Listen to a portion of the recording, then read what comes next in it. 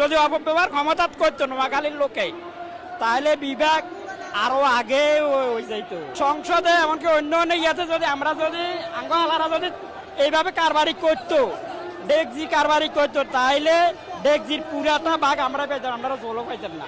সবাই পরিবার থেকে যদি বলে তোমরা কে বাংলাদেশে রেমিটেন্স দিও না, হ্যাঁ সরকারের খসাকা দিও না, তাইলে বাংলাদেশ অনেক হুমকিতে পড়বে।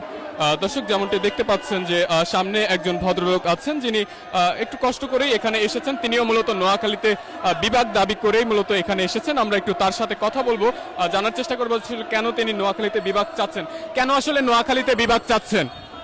নোয়াখালীটা বিভাগ চাইতেছি, এটা আমাদের মৌলিক অধিকার, এটা আমরা ভাগিদার।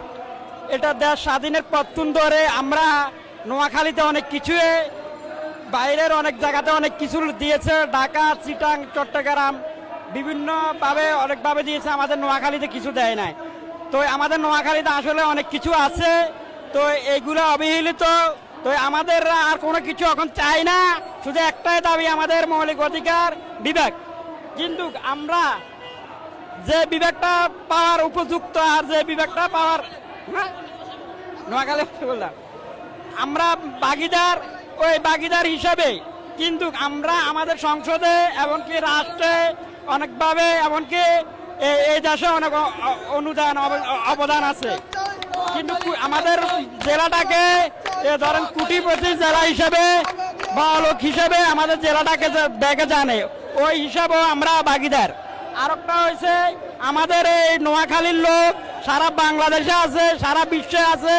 যদি আমাদের রেমিডিস যদি বাংলাদেশ থেকে মা বোন ব্যাগে যদি বলে, আমাদের এই ভাই বন্ধু এমনকি প্রতিবেশী ব্যাগে যদি সবাই পরিবার থেকে যদি বলে তোমরা কে বাংলাদেশে রেমিটেন্স দিও না, হ্যাঁ সরকারের খসাকা দিও না, তাইলে বাংলাদেশ অনেক হুমকিতে পড়বে। তো আমরা চাই আমাদের রেমিটেন্স বাইরে যেন এইভাবে যেন আমরা যেন তাদেরকে যেন না বলা লাগে যে আপনারা আমাদেরকে বাধ্য করবেন না বলতে, তাইলে আমরা আমাদেরকে সুন্দরভাবে এই বিভাগটা দিয়ে দিলে ভালো হয়। আর একটা হয়েছে, আমি বারবার বলছি যে আপনারা এখন সংসদে বলতে এখন উপদেষ্টা হয়েছেন, কিন্তু সম্মান দেও আল্লাহ আবার নেও আল্লাহ।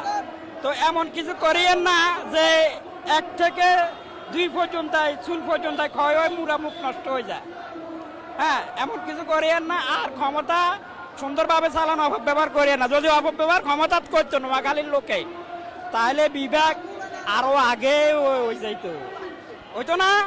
অন্তত ক্ষমতা যেভাবে আপনারা এখন অপব্যবহার করতেছেন, এইভাবে প্রত্যেকটা